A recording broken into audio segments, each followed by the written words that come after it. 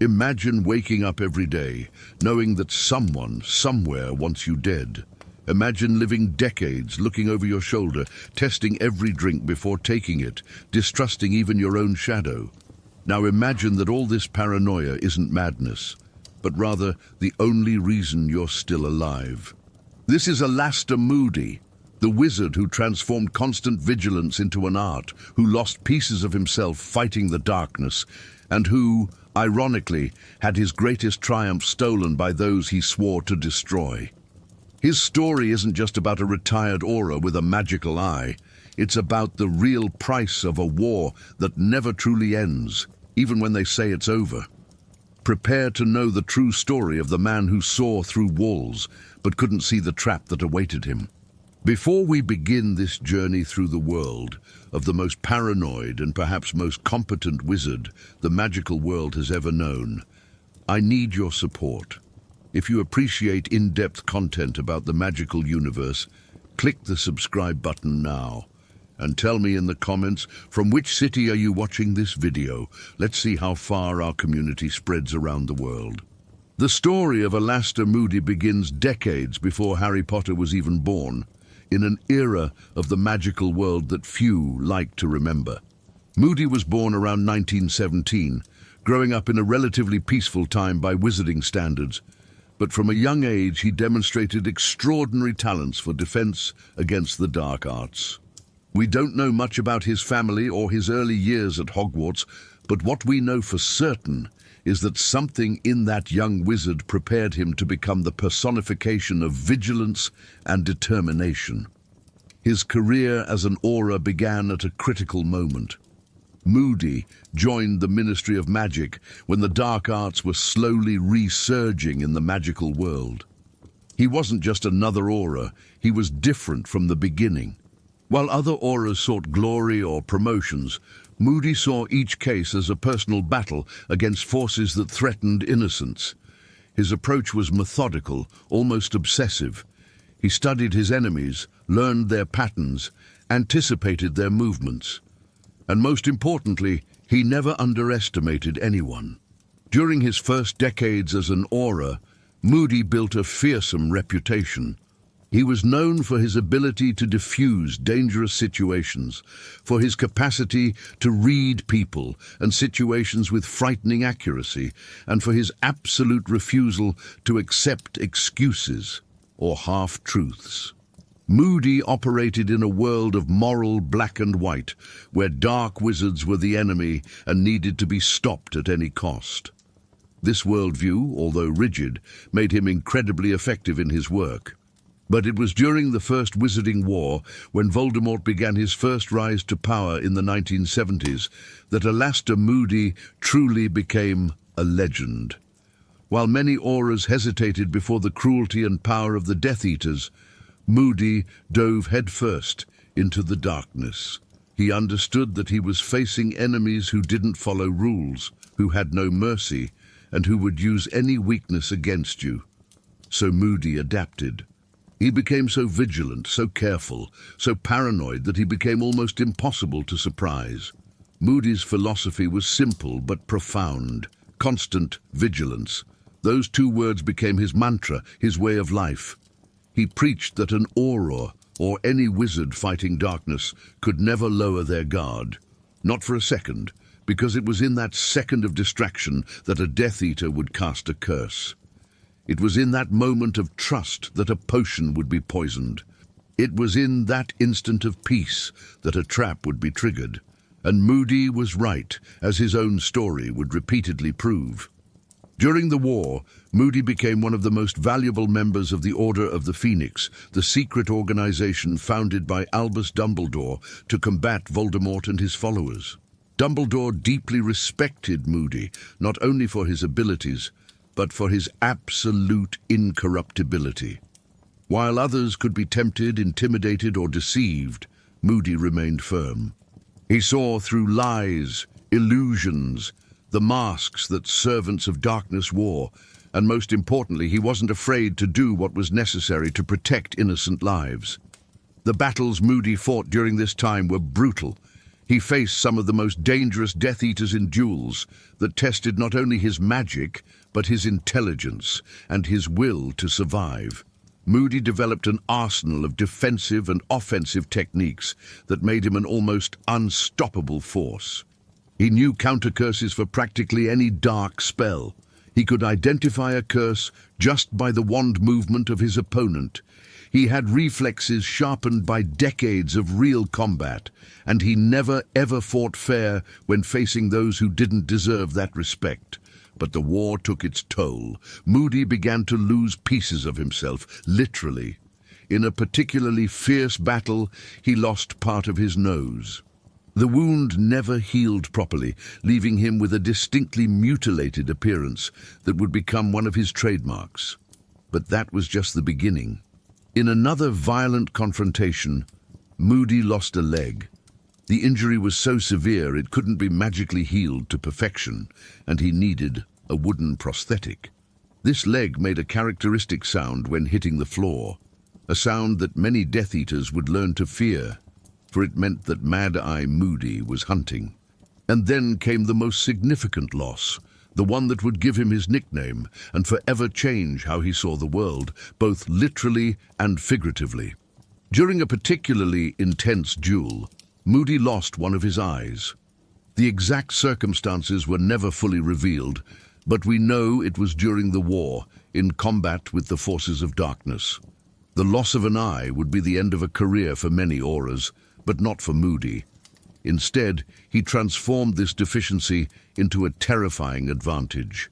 Moody acquired or had made a magical artificial eye that became his most famous characteristic.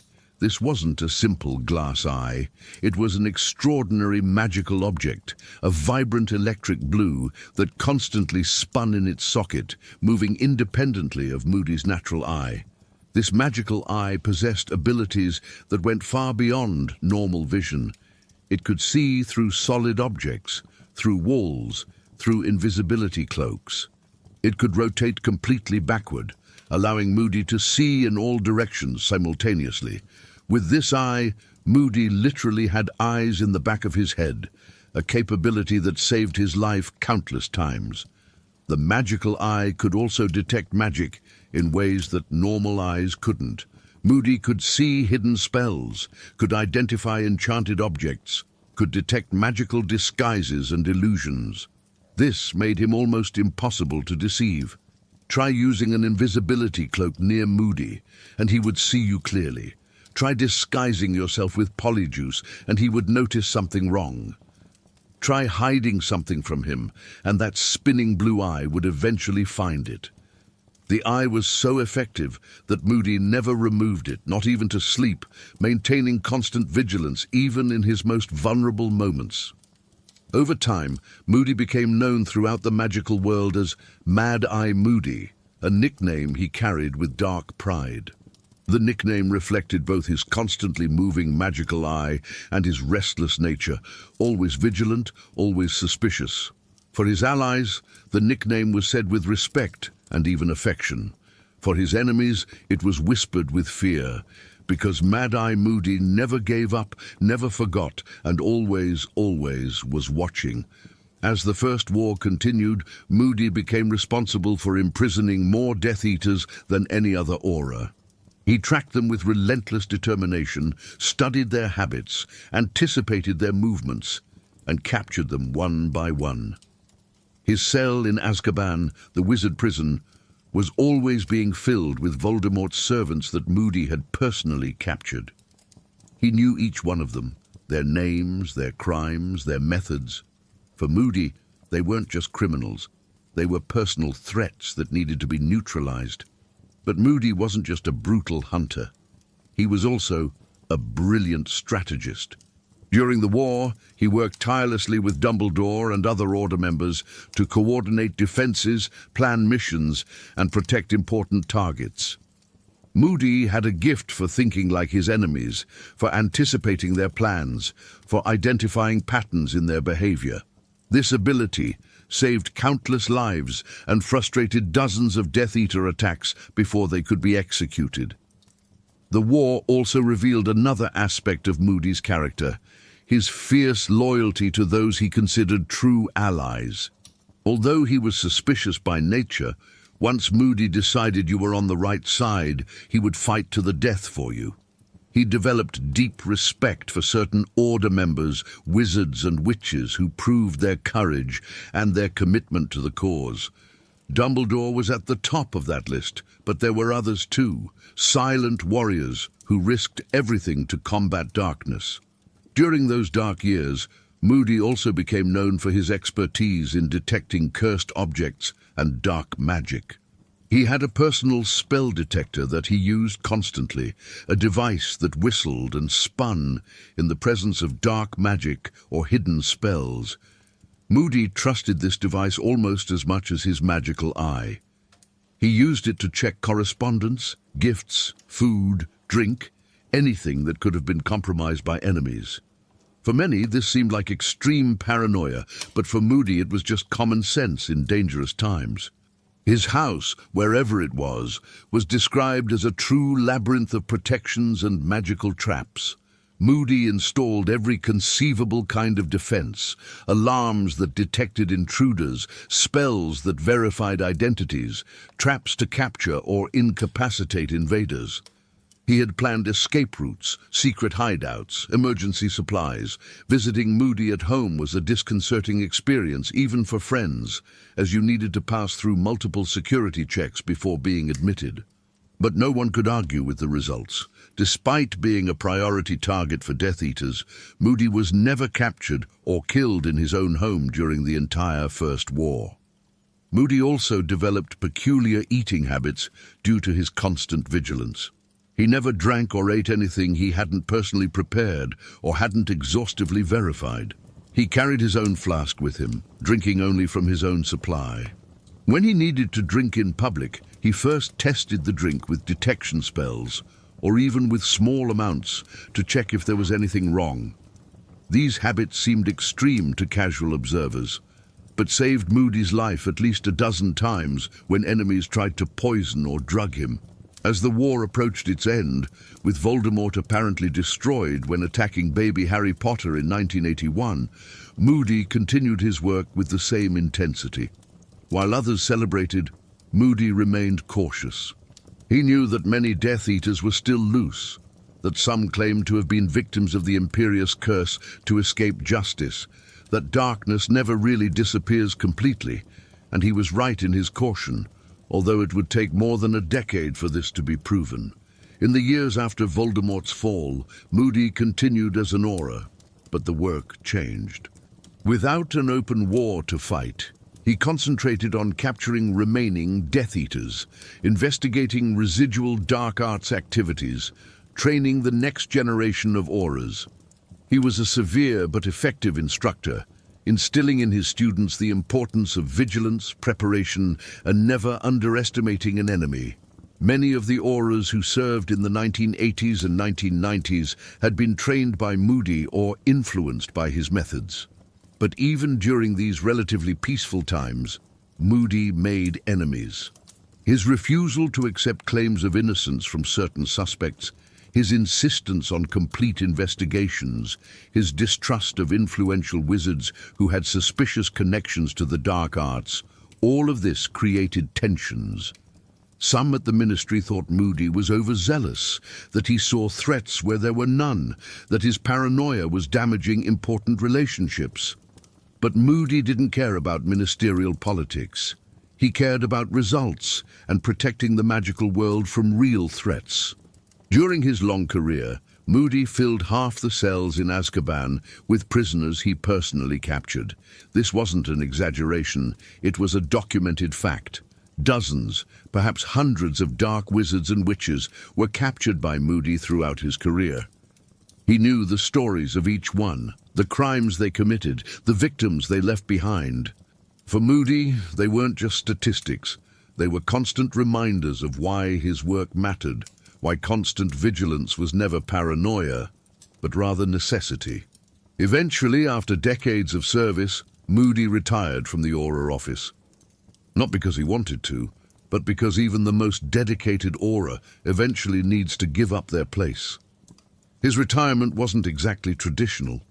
Moody continued living as if he were still in active service, maintaining all his precautions, all his defenses, all his vigilance. He remained in contact with former colleagues, kept himself informed about developments in the magical world, and was always ready to return to action if necessary. And then, in 1994, came the call that would change everything. Albus Dumbledore, his old friend and commander of the Order of the Phoenix, had a request. Dumbledore wanted Moody to come out of retirement to assume the position of Defense Against the Dark Arts professor at Hogwarts for 1 year. It was the year that the Triwizard Tournament would be held at the school, an event that would bring students from other schools, and that represented unique security risks.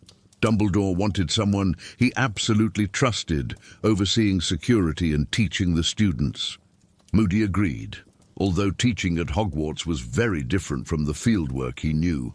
But he saw this as an opportunity to prepare the next generation for the dangers he knew still existed in the world. He began making preparations for his move to Hogwarts, planning his classes, thinking about how to adapt his practical knowledge to the school environment. He was, for the first time in a long time, slightly enthusiastic about the prospect of molding young minds to be prepared to face darkness. And then the unthinkable happened. Something that would prove that even decades of constant vigilance, even a magical eye that saw through walls, even all the experience and preparation in the world weren't always enough. Because while Moody was preparing to go to Hogwarts, much more sinister forces were moving in the shadows, planning a coup that would transform Moody's apparent greatest triumph into his most humiliating defeat. Peter Pettigrew, the traitor who had hidden as a rat for years, had found his master. He located Voldemort in Albania, reduced to a less-than-spirit form, but still alive, still scheming, still dangerous. Together, they began planning Voldemort's return to power, and crucial to this plan was infiltrating Hogwarts, specifically placing someone loyal to Voldemort in the castle during the Triwizard Tournament. When they learned that Dumbledore had recruited Alastor Moody to be a professor, they saw not just an opportunity, but a necessity. Moody would have to be neutralized.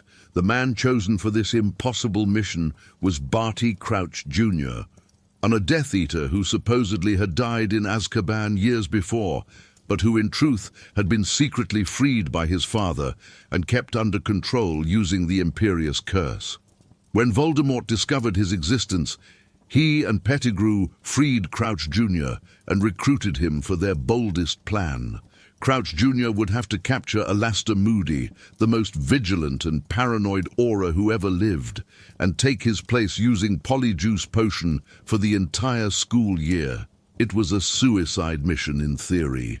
Moody was impossible to surprise. He had defenses that would repel armies. He distrusted everything and everyone. His magical eye saw through any disguise. How could anyone hope to capture him? But Crouch Jr. was patient and meticulous. He studied Moody, his patterns, his habits. He waited for the right moment when Moody was making one of his trips to check if he was being followed or watched, when he was briefly outside his home fortress. And then, on a night that Moody certainly mentally reviewed 1,000 times afterward, Crouch Jr. attacked. The exact details of the capture are scarce, but we know there was a fierce fight. Moody wasn't captured easily. His house was severely damaged, with marks of powerful spells everywhere. Auror Tonks would later mention that there were complaints from local muggles about noises and explosions. Moody fought with everything he had, but eventually, through some combination of surprise, numbers, and perhaps even betrayal of his own defenses being used against him, he was subdued. Barty Crouch Jr. didn't kill Moody, although he had orders and opportunity to do so. Instead, he had a more complex mission. He needed to keep Moody alive because he needed constant hair samples for the Polyjuice Potion that would allow him to pass as Moody for months. Crouch Jr. imprisoned Moody in a magical 7-compartment trunk, a dark arts object specially modified for this purpose. The trunk had 7 locks, each leading to a different compartment, and the deepest compartment was where Moody was kept. The compartment was like a small dimensional prison. Moody was trapped there, unable to escape, kept under control through curses and restrictions, but he wasn't unconscious. During the following months, Moody would remain conscious, aware of his prison, of his failure, of his powerlessness. Crouch Jr. would periodically check on him, extracting hairs for his potion, possibly interrogating him about details he needed to know to maintain his disguise. For a man who had spent decades avoiding exactly this type of capture, who had based his entire identity on never being surprised, this was psychological torture, beyond the physical. Meanwhile, Barty Crouch Jr., he transformed into Alastor Moody through Polyjuice Potion, assumed the position at Hogwarts. He was brilliant in his performance. Crouch Jr. had studied Moody extensively, observed his mannerisms, learned his peculiarities. He copied Moody's posture, his limping gait with the wooden leg, his harsh voice, his constant paranoia. He even used Moody's magical eye, which had been removed during the capture, creating an almost perfect disguise. The false Moody arrived at Hogwarts and immediately made an impression. He was intimidating, intense, at once fascinating and frightening to the students. He taught in a way no previous defense professor had taught, showing fourth-year students the unforgivable curses, demonstrating real dark magic to prepare them for real threats. He favored Harry Potter in subtle but important ways, following Voldemort's instructions to guide Harry through the Triwizard Tournament. But there were moments when the disguise almost failed. The false Moody constantly drank from a flask, which everyone assumed contained fire whiskey or some other strong drink, but which actually contained Polyjuice Potion. He needed to drink regularly to maintain the transformation. His behavior, although convincing on the surface, had small inconsistencies that someone who knew the real Moody well might have noticed, but no one suspected. Dumbledore, who had known Moody for decades, was completely deceived. This testifies both to Crouch Jr.'s skill and to the fact that Moody was genuinely so paranoid and eccentric that strange behavior was expected of him. During the entire school year, the real Moody remained imprisoned in the trunk, in the office that should have been his, a few feet from people who could have saved him if they had known he was there. He heard, through the trunk, fragments of what happened in the castle. He knew that an imposter was using his identity, teaching his students, interacting with his friends, and he could do nothing but wait and survive, keeping himself alive in the hope that eventually there would be an opportunity for escape or rescue. Voldemort's plan unfolded perfectly. Harry Potter was manipulated through the Triwizard Tournament, won along with Cedric Diggory, and touched the Triwizard Cup, which had been transformed into a portkey by the false Moody. Harry was transported to the graveyard where Voldemort was waiting. Cedric was murdered, Harry forced to witness Voldemort's resurrection through a dark ritual that used his blood. Harry survived and returned to Hogwarts, but the damage was done. Voldemort had returned. It was only after Harry's return, when the false Moody took Harry away from Dumbledore and interrogated him in ways that revealed too much, that Dumbledore finally realized the truth. With the help of Snape and McGonagall, they subdued the imposter. As the Polyjuice Potion began to dissipate, everyone watched horrified as Alastor Moody transformed into a much younger man. Barty Crouch Jr., who should have been dead for years. It was Snape who, under Dumbledore's orders, administered Veritaserum to Crouch Jr., forcing him to confess everything. And it was during this confession that they discovered the most shocking truth. The real Alastor Moody was still alive. Crouch Jr. indicated the trunk, explained about the 7 compartments, revealed that Moody was imprisoned in the deepest one. Dumbledore, moving with urgency for the first time in a long time, ran to the trunk and began opening the locks one by one. When they finally opened the seventh compartment, they found Alastor Moody in a pitiful state. He was weakened by months of confinement, malnourished, with wounds that hadn't been properly treated. But he was alive, and more importantly, he was conscious. His magical eye had been removed, leaving an empty socket that made his appearance even more disturbing.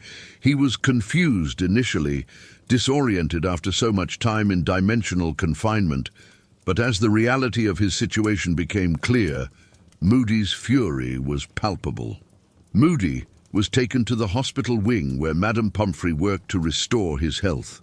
The physical damage was treatable, but the psychological damage from his capture and imprisonment would be more difficult to heal.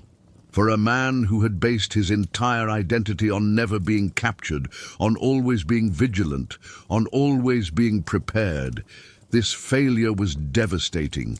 He had been captured, imprisoned, his identity stolen, his magical eye used by a Death Eater to deceive his own friends. It was the ultimate humiliation for someone like Moody. During his recovery, Moody learned about everything that had happened.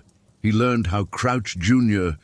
had passed as him all year, how Voldemort had returned, how his name and reputation had been used to facilitate the Dark Lord's return. Moody's anger was immense, but directed as much at himself as at his enemies. He obsessively analyzed how he had been captured, what mistakes he had made, what defenses had failed. This brutal self-analysis was typical of Moody, always looking to learn, always looking to improve, even in defeat. His magical eye was recovered from the false Moody and returned to him. Moody placed it back in his empty socket immediately, restoring his characteristic vision. The eye resumed its constant rotation, checking for threats, seeing through walls, never resting. Some might have abandoned the device after it had been used by an enemy, but not Moody. The eye was part of him, and he cleaned it, magically purified it, and reintegrated it as if it had never been removed. As Moody physically recovered, he also began reconnecting with the magical world that was rapidly changing. Voldemort had returned, and although the Ministry of Magic publicly refused to believe it, those who knew the truth were preparing for war. Dumbledore was reforming the Order of the Phoenix, gathering veterans from the First War and recruiting new members. And of course, Dumbledore wanted Moody back. Moody didn't hesitate. Despite his recent capture, or perhaps because of it, he was determined to resume the fight. He joined the reformed Order of the Phoenix with fierce enthusiasm. If anything, his recent experience only reinforced his beliefs about constant vigilance, about never underestimating enemies, about the need for extreme preparation. He revised all his personal defenses, added new layers of protection, became even more cautious than before, if that was possible. During the following year, while the Ministry denied Voldemort's return and persecuted Dumbledore and Harry Potter for spreading lies, Moody worked behind the scenes with the Order. He participated in reconnaissance missions, helped establish defenses, trained younger members in survival and combat techniques. He was particularly protective of Harry Potter, whom he saw as crucial to the coming war, and was determined to keep him alive and prepared. In 1995, when Harry was in danger from Dementors and needed to be moved from the Dursleys' house, it was Moody who led the Order team that escorted him to the Order's headquarters at number 12 Grimmauld Place. Moody organized the operation with military precision, coordinating brooms, routes, escort members, everything planned to minimize the risk of ambush. During the flight through London, Moody was constantly checking for threats, his magical eye spinning in all directions, looking for signs of Death Eaters or other threats. At the Order's headquarters, Moody became a constant and intimidating presence. He didn't completely trust the house, even with all the protections Dumbledore had established. He constantly checked for magical bugs, for weaknesses in defenses, for possible entry points for enemies. His paranoia irritated some younger Order members, but the veterans understood that it was exactly this vigilance that had kept Moody alive for so many decades. Moody had strong opinions about how the Order should operate. He believed in proactive action, in attacking Death Eaters before they could attack, in not giving Voldemort time to consolidate his power. But he also respected Dumbledore's more cautious strategy, understanding that the headmaster had information and perspectives he didn't have. It was a constant tension in Moody between his instinct to attack and his trust in Dumbledore's judgment. During this period, Moody also interacted significantly with Harry Potter. He showed Harry a photograph of the original Order, identifying each member and explaining what had happened to them. It was a somber lesson about the costs of war, about how many had died or been tortured to insanity. Moody didn't soften the truth for Harry. He believed the boy needed to understand the reality of what he was facing, the real stakes of the war against Voldemort. Moody also had a special connection with Nymphadora Tonks, a young Auror he had personally trained. Tonks admired Moody immensely, although she found some of his habits excessively paranoid. Moody saw great potential in her, despite her tendency toward clumsiness. He pushed her to be better, to be more alert, to take her responsibilities as an Auror and Order member more seriously. It was clear that Moody cared about Tonks in his gruff way and wanted to see her survive the coming war. In June 1996, when Voldemort lured Harry to the Department of Mysteries in an attempt to recover the prophecy about them, Moody was among the Order members who arrived to save Harry and his friends. The Battle of the Department of Mysteries was chaotic and brutal, with Order members fighting Death Eaters in the mysterious and dangerous rooms of the department. Moody fought fiercely, using decades of experience against enemies who were skilled but less experienced than him. During the battle, Moody was hit by a curse that knocked him down. He was found by Tonks, fallen but still alive, and needed to be taken for treatment. The injury wasn't fatal, but was serious enough to take Moody out of the rest of the fight. For a warrior like him, being wounded and removed from battle while his companions continued fighting was frustrating beyond measure. But he survived and eventually recovered completely, ready to continue the fight. The following years saw the war gradually intensify. The Ministry of Magic finally accepted that Voldemort had returned, after the Dark Lord himself appeared in the Ministry atrium during the Battle of the Department of Mysteries. But this acceptance came too late, and Voldemort had already consolidated significant power. Death Eaters were operating openly, attacking both wizards and muggles, spreading terror throughout magical Britain. Moody continued his work with the Order, now operating in a war that was becoming increasingly desperate. He participated in missions to rescue wizards and muggles attacked by Death Eaters, to protect high-value targets, to gather intelligence about Voldemort's movements. Each mission was dangerous. Each day could be his last. But Moody never wavered. This was the life he had chosen decades ago, and he would live it to the end, whatever that end might be. In 1997, when Harry Potter turned 17 and the magical protections that kept him safe at the Dursleys' house expired, the Order needed to move Harry to a safe location. Moody, despite his own reservations about some aspects of the plan, led the operation. The plan was ingenious but risky. 6 Order members would take Polyjuice Potion to transform into exact copies of Harry, creating 7 Harry Potters. This would divide any Death Eater attack force, giving the real Harry a better chance to escape. Moody organized the pairs. Each false Harry would be accompanied by an experienced protector on broom, motorcycle, or thestrals. He himself would escort one of the false Harrys, specifically Mundungus Fletcher, an Order member Moody didn't completely trust, but who was necessary to have sufficient numbers. Moody explained the plan to everyone, emphasizing the importance of flying fast and direct to the designated safe locations without detours, without hesitation. But Voldemort was prepared.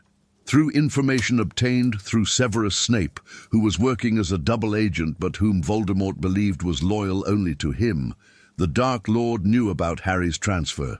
He gathered his most dangerous Death Eaters and was waiting when the 7 Harry Potters took off from the Dursleys' house. What followed was one of the most intense aerial battles of the Second Wizarding War. Death Eaters apparated and attacked the flying groups, casting deadly curses through the night sky. The battle spread over a vast area, with each Harry and Protector pair being pursued by multiple attackers. Moody and Mundungus Fletcher were flying when they were confronted by Death Eaters. Moody began dueling, casting defensive spells and counterattacks even while flying at high speed. And then, in a moment no one expected, Voldemort personally appeared in the battle. His presence changed everything. The Death Eaters became bolder, their attacks more ferocious.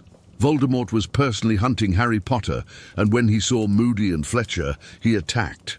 The Dark Lord cast a killing curse directly at Moody. Alastor Moody, who had survived decades of war, who had captured more dark wizards than any other Auror, who had lost pieces of himself but continued fighting, was hit by the curse. There was no time for evasion. There was no possible defense against the killing curse. The spell hit him squarely, and Moody fell from the broom, his body plummeting from the night sky toward the ground far, far below. Mundungus Fletcher, terrified by Voldemort's arrival and Moody's death, disapparated immediately, abandoning his position and fleeing to save his own life. He left Moody's body falling. There was no rescue attempt, no recovery. Moody simply disappeared into the darkness below, falling to somewhere unknown. The news of Moody's death devastated the Order of the Phoenix.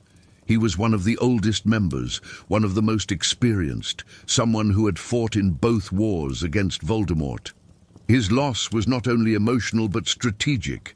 Moody possessed decades of knowledge about Death Eater tactics, about Voldemort's weaknesses, about how to fight the dark arts. That knowledge died with him. What made his death even more painful was that his body was never recovered. Despite searches conducted by Order members, the exact location where Moody fell was never definitively determined. His body was lost somewhere, possibly recovered by Death Eaters, possibly simply fallen in some remote location where it would never be found. For his friends and allies, not being able to give Moody a proper burial, not being able to honor him adequately, was an additional pain. Later it was discovered that Moody's body had been recovered, but not by the Order. His magical eye, that extraordinary device that had served him so well for so many decades, ended up in the hands of the Ministry of Magic. Specifically, Dolores Umbridge, the senior undersecretary who was then working under the control of Death Eaters in the corrupted ministry, had the eye. She had mounted it on her office door at the ministry, using it to spy on people in the outer corridor. When Harry Potter infiltrated the ministry months later on a mission to recover a Horcrux, he saw Moody's eye on Umbridge's door. The sight filled him with anger and sadness. Seeing Moody's eye, a part of him that had been so crucial to his identity, being used as a surveillance device by a woman who represented everything Moody had fought against, was a desecration. Harry ripped the eye from the door and took it with him when he escaped from the ministry. Later, in a forest while they were fleeing, Harry buried Moody's eye at the base of a tree. He dug a small but deep hole, placed the eye inside, and covered it with earth. Then he marked the spot with a small cross made of twigs. It was a simple, improvised burial, but it was done with respect and love. Harry knew Moody would have appreciated the gesture, even though the old Auror would never admit sentimentality in life. Alastor Moody's legacy extended far beyond his death. His philosophy of constant vigilance, his combat techniques, his unwavering commitment to fighting the dark arts, all of this influenced a generation of Aurors and Order members. Tonks, whom he had personally trained, continued fighting with the courage and determination he had instilled in her until her own heroic death at the Battle of Hogwarts. Many other Aurors who served during the Second Wizarding War had been trained directly by Moody or by people he trained. But perhaps the most important aspect of Moody's legacy was his brutal honesty about the nature of war against the dark arts. Moody never romanticized battle, never pretended it would be easy or clean. He understood that fighting dark wizards meant seeing horrible things, making impossible choices, living with scars, both physical and psychological. But he also understood that some battles need to be fought, regardless of personal cost, because the alternatives are worse. Moody's life was marked by losses. He lost parts of his body, lost colleagues and friends, lost any chance of a normal or peaceful life. His paranoia, although justified by real experience, isolated him from many people. He never married, apparently never had a family of his own. His life was consumed by his war against darkness, leaving little room for anything else. However, to question whether Moody would have lived differently if he could choose again would be to miss the point of who he was. Moody absolutely believed in the importance of his work. He saw protecting innocence from the dark arts as the most important vocation anyone could have. The sacrifices he made, the losses he suffered, all of this was part of the price he was willing to pay to keep other people safe. Moody also exemplified something crucial about fighting darkness. It never truly ends. Even when Voldemort was apparently destroyed in 1981, Moody knew that the dark arts remained. He continued vigilant, continued prepared, and when Voldemort returned in 1995, Moody was ready to fight again. He understood that darkness is a constant, that there will always be those who seek power through cruel and destructive means, and that vigilance can never cease. His capture by Barty Crouch Jr., although personally devastating, doesn't invalidate decades of success. Moody was captured once after decades of avoiding capture, after hundreds of dangerous missions, after facing countless enemies. That he was finally surprised doesn't prove that his vigilance was unnecessary. It proves exactly the opposite. It proves that the dangers he always anticipated were real, that his enemies were truly as dangerous as he believed, and that relaxing vigilance even for a moment could be fatal. Moody also represented an uncomfortable truth about heroism. Heroes in stories are often beautiful, charismatic, loved by everyone. Moody was none of these things. He was physically mutilated, socially difficult, often irritating in his paranoia. But he was a true hero in the most important sense. He was willing to sacrifice everything, including his own life, to protect others. He made this sacrifice not once in a dramatic moment, but continuously over decades, through countless small and large choices. Moody's death in 1997 was seen by many as particularly tragic because it came so close to the end of the war. He had fought for so long, survived so much, only to fall little more than a year before Voldemort was finally defeated permanently. He didn't live to see the victory he had fought for throughout his entire adult life. But in another sense, Moody died exactly as he probably wanted, in battle, fighting the forces of darkness, protecting someone who couldn't protect themselves alone. His death also highlighted the random and brutal nature of war. Moody had every advantage: experience, skill, preparation, vigilance, but none of that mattered when Voldemort personally decided to kill him. The killing curse cannot be blocked, cannot be undone. It doesn't matter how skilled you are, it doesn't matter how many battles you've won before. One single curse, one single moment, and everything ends. This was the reality Moody had lived with for decades, and which finally caught up to him. For those who knew Moody, his death left a void that couldn't be filled. He was unique in his abilities, in his experience, in his absolute dedication, but he also left behind lessons that would continue to save lives. Aurors would continue using his techniques, Order members would remember his warnings about constant vigilance, and future generations would learn about the wizard who fought in both wars against Voldemort, who lost an eye, a leg, and part of his nose, but never lost his determination. In the end, Alastor Moody was a man who deeply understood both the darkness that exists in the magical world and what is necessary to combat it. He paid an enormous price for that understanding and for his actions against darkness, but he paid that price consciously, voluntarily, because he believed it was worth it. He saw protection of innocence not as a job, but as a sacred duty, and he fulfilled that duty until his last moment. Moody's story is, ultimately, a story about the true cost of courage. Not the courage of a single heroic moment, but the courage to wake up every day knowing you're a target, that people want you dead, that every meal could be poisoned, that every corner could hide an enemy, and still continue fighting. It's the courage to lose pieces of yourself, literally, and still not give up. It's the courage to face your own fears and failures, as when he was captured, and still return to the fight. Moody was never perfect. His paranoia sometimes blinded him to other possibilities. His distrust could alienate potential allies. His black-and-white worldview didn't always capture the real moral complexities of situations. But in a world where Voldemort and his Death Eaters operated without moral restraints, where cruelty and terror were primary weapons, Moody's moral inflexibility was often exactly what was needed. He understood that you can't negotiate with people whose goal is to dominate or destroy everything you value. He understood that kindness interpreted as weakness by dark wizards would be ruthlessly exploited. He understood that sometimes the only option is to fight, and fight with everything you have. This understanding made him inflexible, but also made him effective in ways that softer approaches never could be. The magical world that continued after Moody's death was shaped in part by his efforts.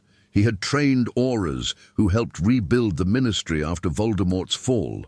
He had inspired courage in people who continued fighting even when it seemed hopeless.